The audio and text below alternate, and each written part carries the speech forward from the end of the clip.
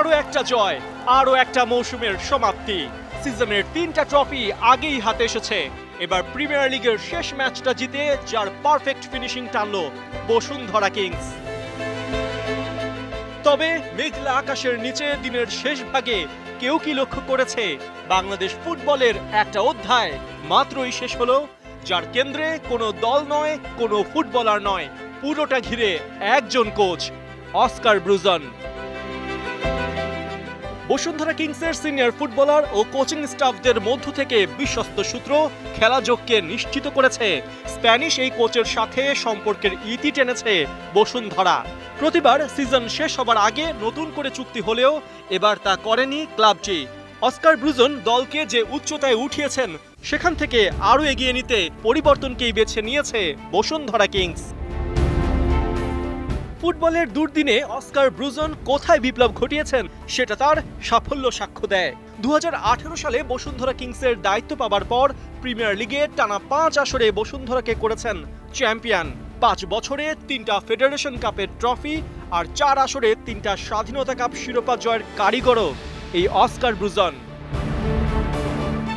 Oscar Bruzon শুধু বসুন্ধরা কিংসকেই নয়, বাংলাদেশ ফুটবলকে নতুনভাবে পুনর্জীবিত করেছে বলে মনে করেন ফুটবলাররা। সে আমাদেরকে সাহস দেয়, পিছন থেকে তো অনেক সাহস দেয়, কারণ আমরা বিল্ড আপ ফুটবল খেলি, পাসিং ফুটবল খেলি, চেষ্টা করি। আগে কিন্তু এরকম খেলা হতো না, যখন আমাদের অন্যান্য আগে কোচ ছিল। অস্কার 6 বছর ধরে আছে এবং ন্যাশনাল টিমও ছিল, ওর অধীনে খেলতেছি। আসলে ও দেখেন অনেকগুলো শিরোপা জেতার পিছনে কিন্তু অবশ্যই অবদান বেশি। আমাদেরকে প্র্যাকটিসে প্রত্যেকদিন পুশ করে, তো এখান থেকে অনেকটুকু চেঞ্জ হয়েছে বাংলাদেশের ফুটবলে। লম্বা পথ চলায় স্প্যানিশ এই কোচের রেকর্ড চোখ কপালে তোলার মতো।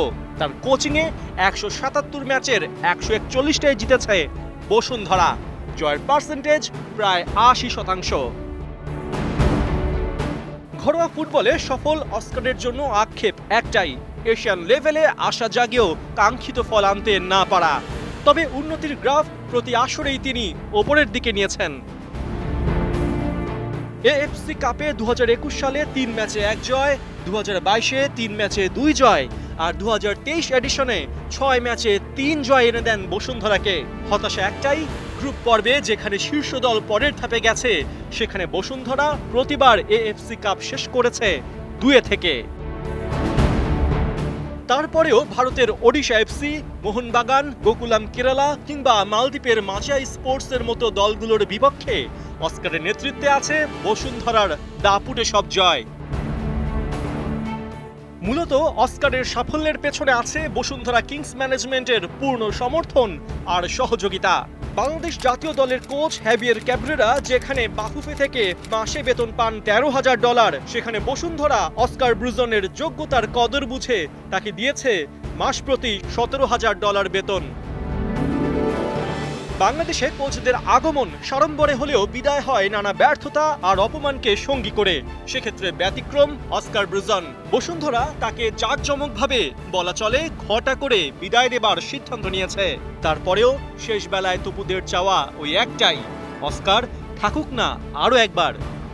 সে সাকসেস কোচ এবং যেখানে সাকসেস হবে তাকে কিন্তু ডেফিনেটলি আমরা চাই। তো অবভিয়াসলি অ্যাজ এ প্লেয়ার হিসাবে আমি অবশ্যই তাকে চাই। পার্থ বণিক, ৭১, ঢাকা।